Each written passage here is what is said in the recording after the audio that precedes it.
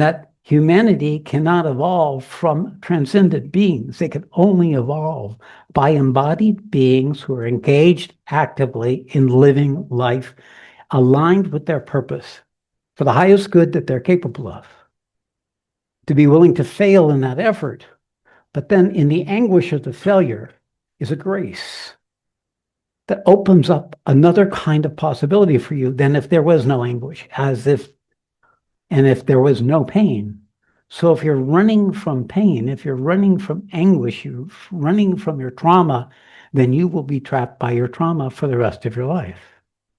But if you're running towards your trauma, if you're running towards your pain, you can begin to recognize your shared humanity with every other person who does not know how to be in their relationship with their own limitation, their own darkness, their own anguish, their own selfishness, their own fear of intimacy, their own adaptions to have life in a way so that you never have to actually experience what it's like to be in anguish, to be miserable, to be in doubt about your worthiness.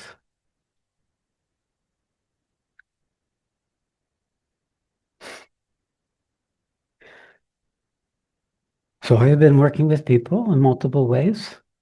I understand I have 4,000 recordings and 2,500 videos. And I have spoken of every aspect of the spiritual path. I draw strongly on the translation of the Bhagavad Gita that my teacher Sri had produced. In the Bhagavad Gita, because I was trying to understand what had happened to me, I found that it described in the 18th chapters of the Bhagavad Gita the stage of the journey that I had just traversed, and then it would describe stages of the journey I had not yet traversed. And I would read it, and I said, I don't know what this is. And then it would come. And then I began to recognize that this Bhagavad Gita was describing a scaffolding for the unfolding of consciousness. And each one of those steps is a yoga. That means the first step of the Bhagavad Gita opens up, and it's dejection, the anguish, the felt sense of your bondage, of your unworthiness, of your limb, and the anguish of that. See, it has to be at the level of the soul. It can't be just human distress. It has to be something so fundamental for it to be the beginning of a journey that does not end until it's fully complete. The depths of the anguish, the ability to feel it, determines how far you can travel on the spiritual journey of this life. And the nature of the Gita, each step, if you can experience the anguish, if you can meet it, staying with it is a yoga. Yoga is the application of effort aligned with what is its purpose. The purpose of dejection is to show you your bondage, is to how you experience it, not just in your intellect, not just in your heart, but in your whole system to recognize and experience it. You can't do that the first time. Therefore, the first chapter repeats as you transition from each chapter. So there's this continuous movement back into the unmet parts of yourself, unraveling the samskaras, unraveling the karmas, making you more free, more spacious, more capable of traveling the journey and of knowing what in yourself is separating you from that next stage of the unfolding, which is a natural unfolding. It's enhanced if you have a gardener. It's enhanced if someone is injecting fertilizer. It's watered regularly, protects it from the undue bright sun. And then you're being harvested. And through that, and that's the role of the guru, that's the role of one in my position, to nourish your ability to grow in the maturing of something that's natural, that will take time. It'll take much more time than your restless seeking willing to go through. But there will be the knowing that you're making progress.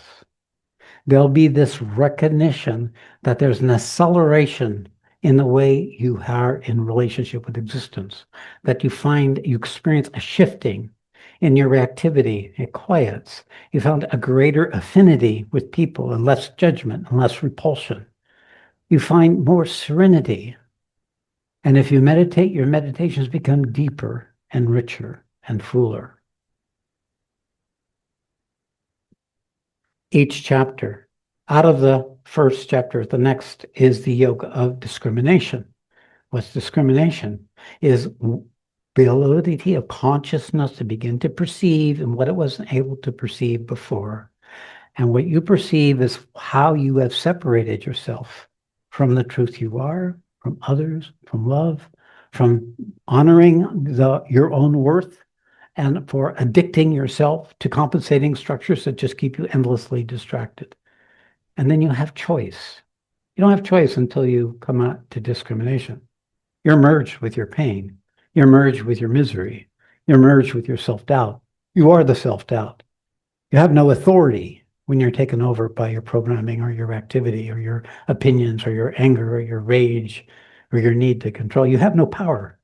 You, the quality of consciousness that's the eternal truth of you, has no power. You're merged with it.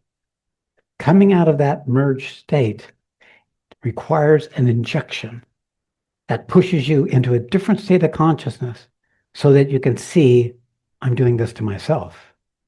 Where you can perceive that it's not what I'm thinking it is. Where you can begin to recognize that you were judging something for something that they didn't do, but from your own reactivity or your own anger or your own irritation with being in existence. You begin to own the territory. From discrimination, then there comes knowledge.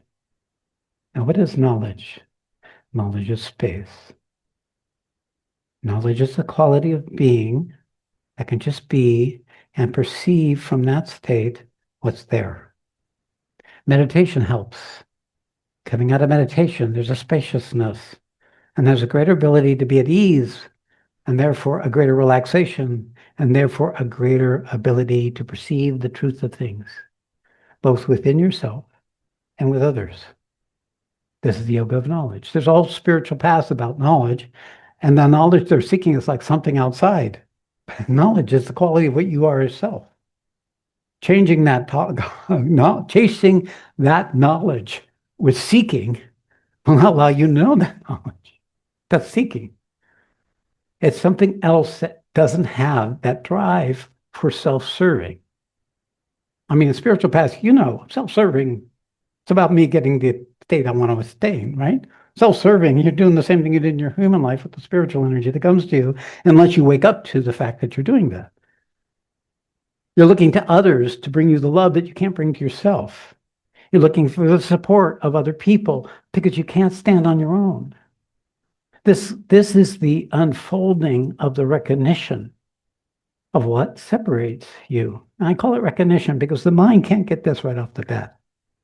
The best it can do is recognize it, say, okay, I'm recognizing it, but I don't know what it is.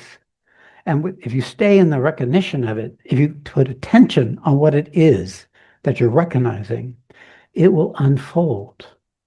It will start opening up and revealing its qualities. It'll start revealing its nature to you. And then if you contemplate on that, quality of what you're recognizing, it grows. It becomes more powerful because your attention is empowering it. And the thing you've recognized starts becoming an unfolding on its own. Like when you take care of a fruit plant, and sometimes you eat the fruit. This attending to this quality of you comes to a place of revelation. That literally the thing you were attending to starts unfolding as you attend to it. And that's true with the hidden structures within you. That's true with how you are when you catch yourself in a specific situation in a relationship. That if you attend to it and hold it in the yoga of knowledge, it will start unfolding what it is that's in play. And it will always end up with your role in having that shown up, for good or ill.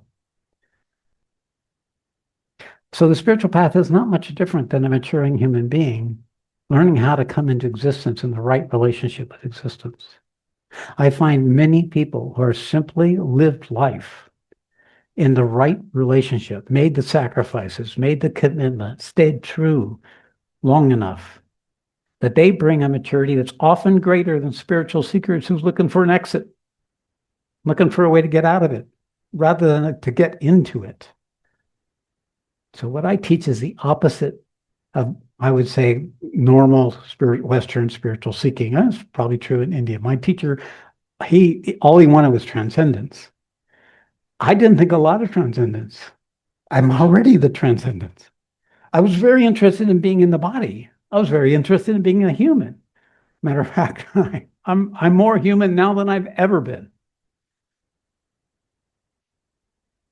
And I'm living my life more fully from that place. Concurrently, the fact that I'm carrying the anguish of the world. Now, that means, because I didn't do this, I collaborated with it, I languaged it, I've been teaching it, but I didn't create this. I'm a means to let you know that such a thing exists, to be a demonstration of it.